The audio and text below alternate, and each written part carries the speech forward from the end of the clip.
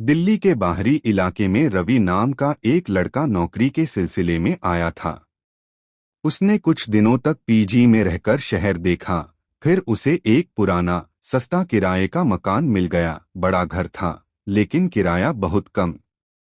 मकान देखने गया तो मकान मालिक मिश्रा जी बोले। रवि को ये बात थोड़ी अजीब लगी, लेकिन सोचा बुजुर्ग हैं, अंधविश्वास होगा। किराया कम था तो उसने वहीं रहना तय किया। दूसरी रात को करीब 2 बजे रवि की नींद खुल गई। ऐसा लगा जैसे ऊपर किसी ने जोर से कुछ गिराया हो। धड़ाम। वह डर गया, लेकिन याद आया छत पर मत जाना, इसलिए उसने खुद को समझाया शायद बिल्ली होगी। तीसरी रात को फिर वही आवाज। इस बार उसने ध्यान से सुना। ऊपर किसी के चलने की आहट थी। धीरे धीरे टप टप टप। वो आवाज उसके कमरे की छत पर रुक गई, जैसे कोई ठीक उसके ऊपर खड़ा हो। रवि ने टॉर्च उठाई और खिड़की से बाहर झांका। चारों ओर सन्नाटा था, सिर्फ हवा चल रही थी। उसे लगा शायद वह भ्रम में है, और वो सो गया। अगले दिन रवि ने पड़ोसी श्याम बाबू से पूछा। श्याम बाबू ने सिर झुका लिया।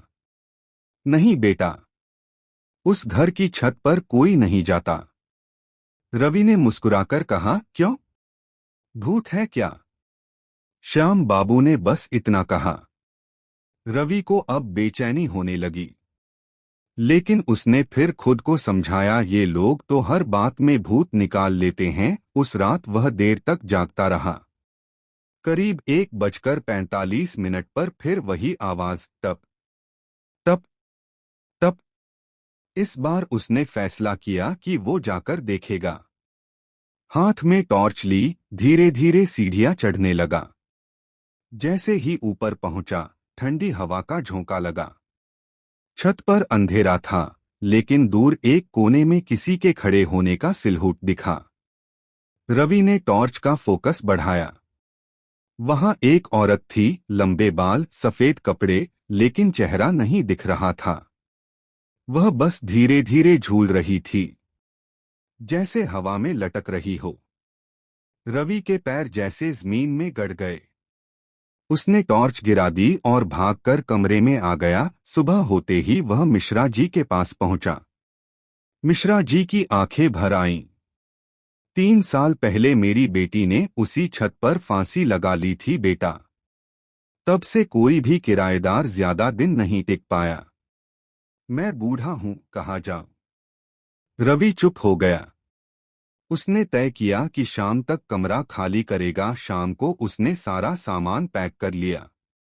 बस एक बैग रह गया, जिसे लेने के लिए उसे आधी रात को लौटना पड़ा, क्योंकि उसका दोस्त गाड़ी लेकर तब आया।